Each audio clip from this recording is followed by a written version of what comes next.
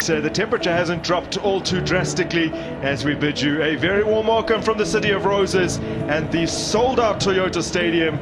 We're into the 29th top flight season in the PSL era.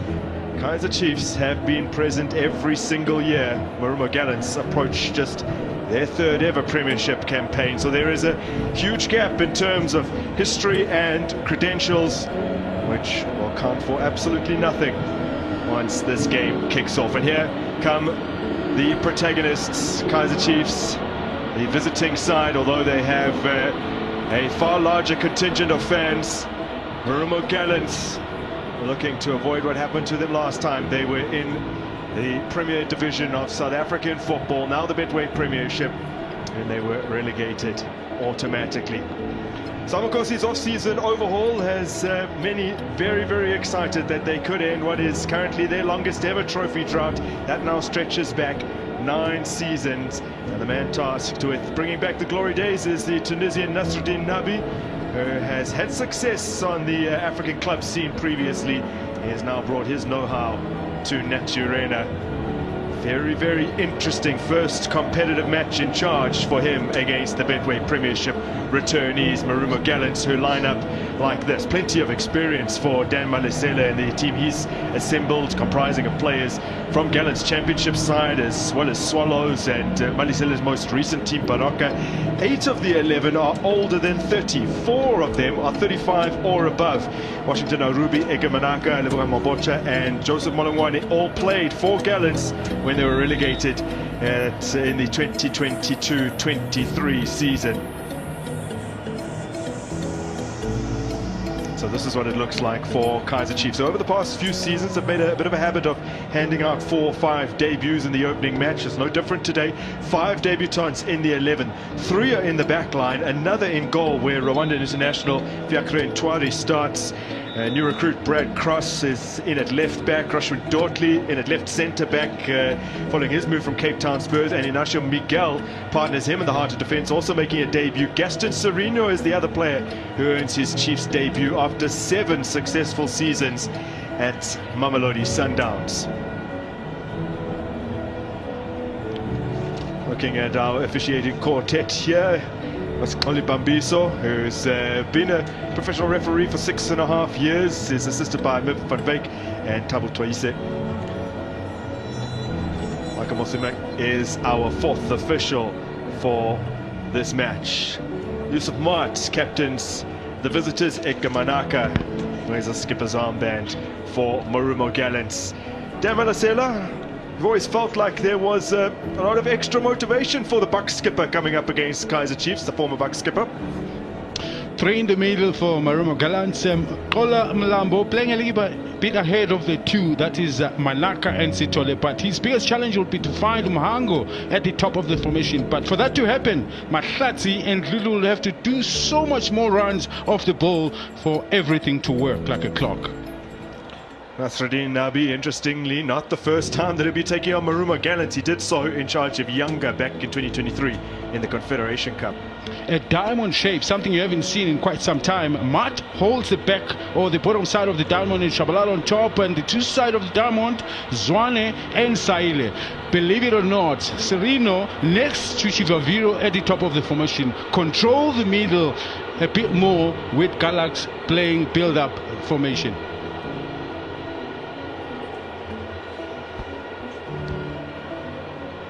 So now the players assembled around the centre circle here at the Toyota Stadium as we observe a moment of silence for the former Minister of Finance, the late Pravin Gordhan.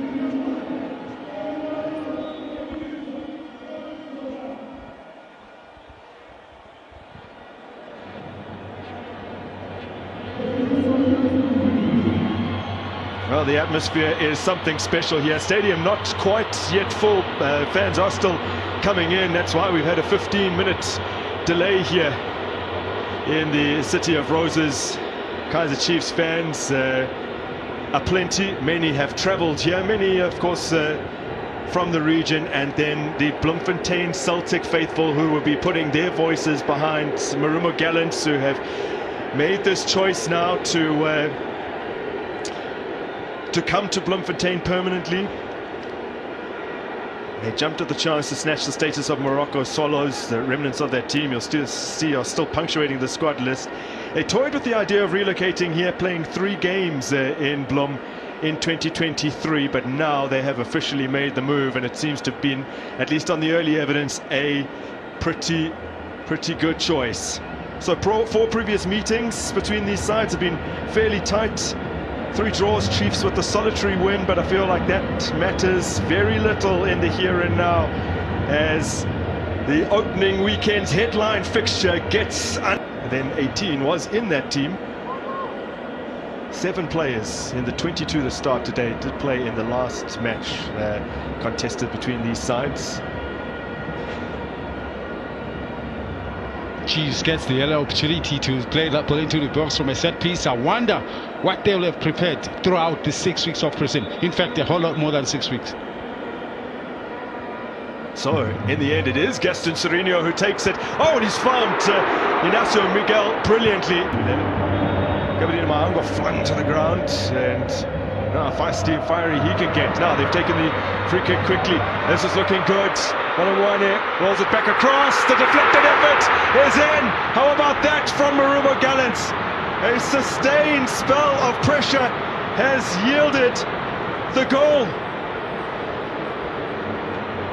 Well scored by Chris Sitole, who had only ever featured in 1 season in the top flight. Has spent here against one of the biggest teams in the land. You see, the trick to that was the early start, catching Chiefs flat-footed, and good play. I think Mulongwane is the one that delivers the cross into the box, and that is where I think Chiefs lost the plot, by not being alert and ready to defend when the start happened. Was it did it deflect from the defender? Now, was it heading on target from Sitole before it took that touch of Inacio Miguel? It was indeed. I think it was on target. Highlands Park win is their only win in their last 9 openers as Chipaviro turns. Many in the stadium thought that had gone in as it rippled the side netting. A great 10. Maybe the first touch wasn't the best, but he was able to redeem himself by clearing himself away from the defender and open himself a space for a shot. He just needed to put a little bit. The 2 seasons prior to that was an effort launched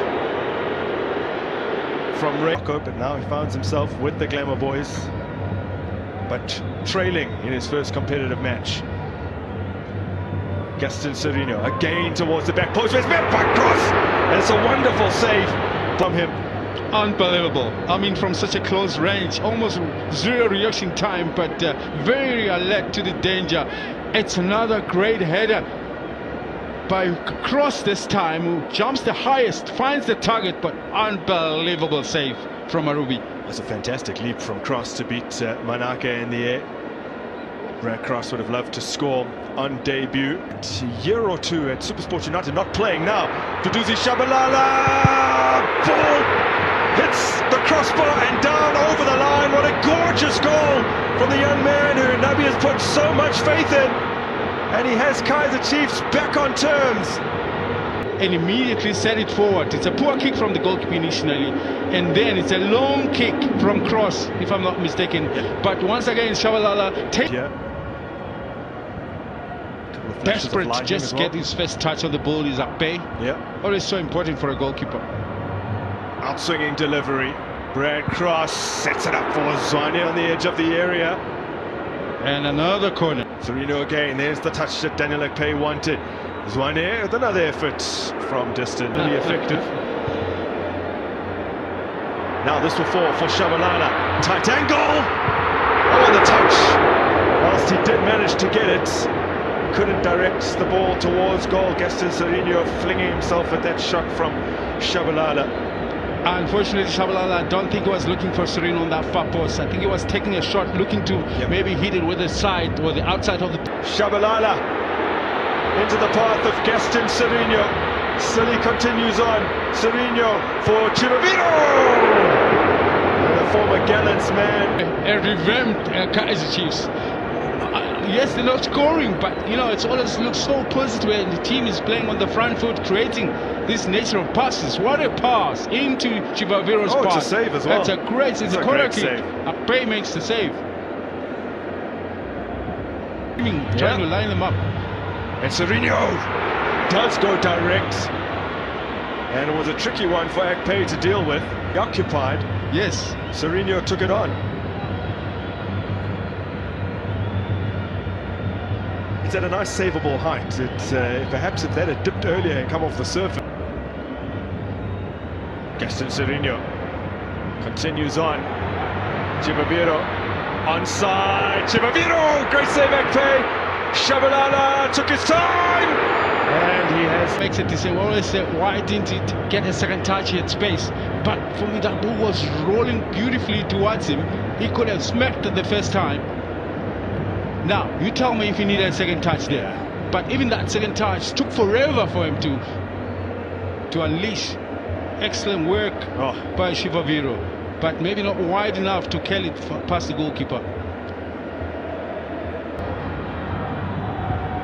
Sitole looks to have gone direct.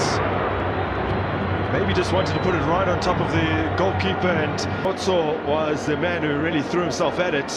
And he nearly got the better of the goalkeeper because he was cutting in front of the goalkeeper, and the goalkeeper was just standing in one position. Very, very close. Across, slipping a ball through here for Serino, who in turn finds Duba. Wandile Duba to the edge of the area. Oh, what a goal! Oh my goodness! Oh, what a beauty! From the teenage sensation.